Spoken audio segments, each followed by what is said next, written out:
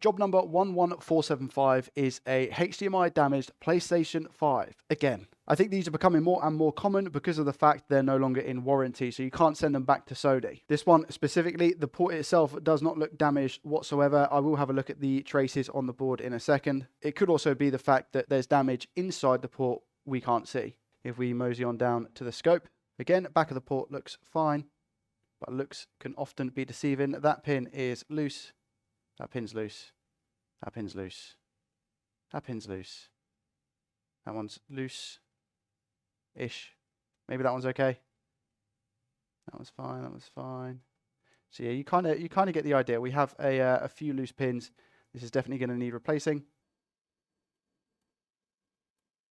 I'll do that now. Because the temperature is constantly decreasing here in the UK at the moment, and it is getting a little bit nippy, it's more important than ever to use our heater for heating up boards. Should be nice and hot for us to clean. As always, I'll use the solder sucker to clear out the ground holes.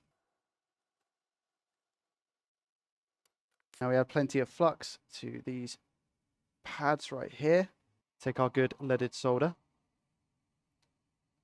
and just put that over these pins here. There we go. Actually need more flux, as I'll be wicking this off in a sec.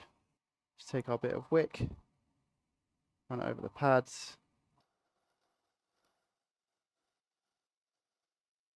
Again, quick clean. Get rid of that old flux. New flux on the board. Soldering iron and drop of solder.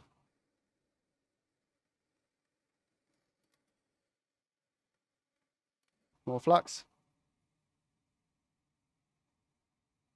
There we go. All nice and prepared on the pads. Now prepare the ground holes.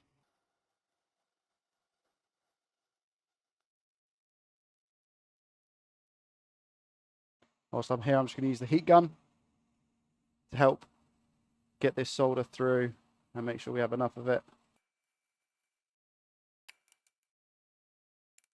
And again, as always, a nice clean before we drop the new port on the PlayStation 5. And I bet you can't guess what's next. More flux. Today I'm going to try and show you me putting the port on. Just means I have to extend the microscope out. I've put a much wider tip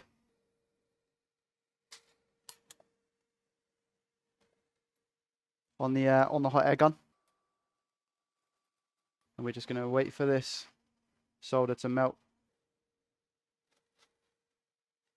Might be better if I turn this light off and put the board back to where it was. There we go. Give you guys a cleaner image. And actually makes it easier for me to see when the solder's melted, which it is now. You can see just like that. You want to make sure all of the ground holes have melted. So just waiting for the ones on the right. There we go. And slowly but surely make sure the port is nice and flat. Just needs to melt a little bit more. There we go. There it is. Then whilst I'm pushing down on the port itself, come off the heat. And we will make sure we go over the pins, but that is how I dropped the port on. I accidentally didn't record, but I've just gone over each of the pins that you can see here.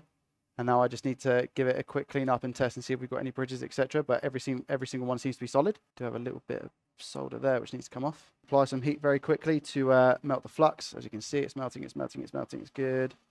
Put away. I spray alcohol. And a cotton swab.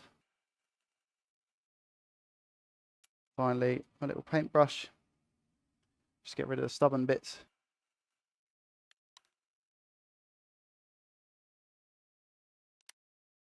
And now, just to make sure we have no bridges and everything looks fine, let's go for a nice close-up image today. As you can see, they're looking very good.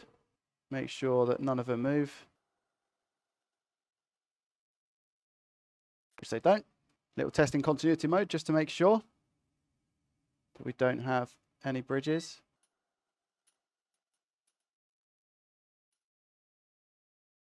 And we seem to be all good. Let's put it together and give it a test. Here we are turning on the PS5. We have power, we have blue light. Interestingly enough, spoiler, it does work. I just forgot to turn the screen on, as you're about to see in a second. The customer did call us up and say that he wasn't getting any power to the console when he took it home, but it actually turns out that it was the cable that he was using was faulty because he borrowed a friend's and it was working fine. But as you can see here, we're all good, up and running, and this customer has a working PS5. Thanks for watching. I'll see you in the next one.